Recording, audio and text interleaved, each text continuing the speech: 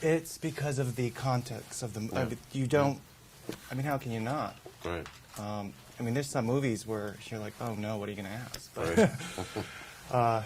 anyway, Well, well, we were just talking about that actually, because she was saying, brought up the relevance of, mainstream. There's mainstream, which are largely expensive movies for big audience, and so commerce kicks in. So you're being driven by the need to have success for getting the money back and hopefully a bit of profit. And therefore it tends to neutralize the kind of choice of material that is made.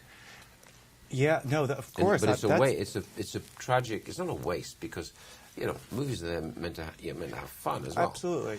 But occasionally, I think it'd be good if these, it was peppered with other kinds of film, and I think this touches base on it because it's not a cheap movie, and it is about something, and I just hope that people go and see it, and particularly women. Why women? Because I think women will tend to want to shy away from the view and thought that it's army, therefore it's not going to be interesting. And, tell the boyfriend, husband, you go and see the goddamn movie. But I think what the film gradually arrived at was about illuminating, what these guys do for us. And then, of course, until and up to end of the August, you've still got a very strong majority faction saying, I don't want to send my man, child, boy, son, father to a country I couldn't even identify on the map to protect. So you have the very isolationist view. That took a huge price to adjust that, but it has adjusted since September the 11th. And I think what this film shows is really what these guys do for us. Right. Well, when we were talking about movies like this being made, this time, first of all, I didn't know what to expect going in.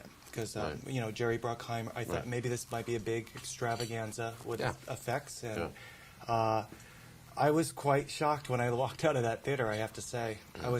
You wanted, I mean, it's no accident. You knew what you wanted on screen. And you wanted to immerse the audience in a reality, give them a front row seat to a battle that just creeped up underneath them. Anatomy of war, as you see. And I think that's why Jerry asked me to do it.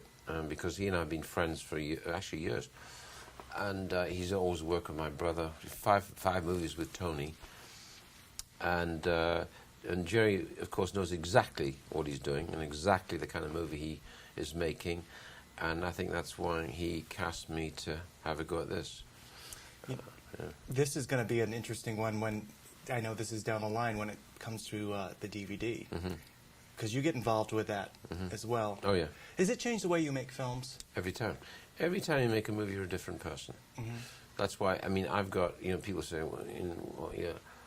how much you got in development? I say, maybe 4 or 5 subjects. They say, not more. Because you can say to another director or producer, what do you got? No, director. What do you got? I got 40 things in development. That's scary because it means you don't really know what you want. And I know exactly what I want to tackle over the next 5 years in terms of the kind of venues I want to hit, or genres, whatever the word is, I want to hit. And so it's very limited. And to be thinking further ahead than that is tricky, because every time you do a movie, you're different. Well, not all directors are. You're talking about yourself. Yeah, I mean, and some others as well. That's me. Yeah. Yeah. And I think there are others like that as well. I mean, to me, it's always the tragedy. Not a tragedy, but I mean, because but it's always the pity that Kubrick didn't do more movies. But he'd struggle and wrestle with a choice of material for 5 years before he'd make it. Now, and in this point in your career, do you find you have?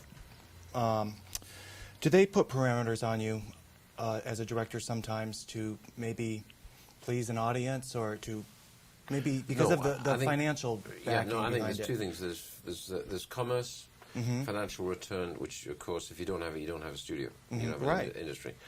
And then that is synonymous with pleasing an audience. Okay, so when you start off, I've changed a lot in my career in film, 20 years. 22 years actually in movies, I've come a long way in terms of recognizing and acknowledging pitfalls and acknowledging communicating in the wrong way. And now, this is an interesting, because this was a big exercise, a bad word. It was a big adjustment for me, because I'm doing a true story, which is going to be expensive for a mainstream audience. By definition, it has to be for mainstream. Everybody, in other words, okay? And I would even argue for 15, PG-15 in this, to kids to see this film. Guys, at 15, you're a guy, you know? You're 2 years from getting called up, right? So I thought it was such an important subject that I better stay with the truth as close as I can get it and not compromise.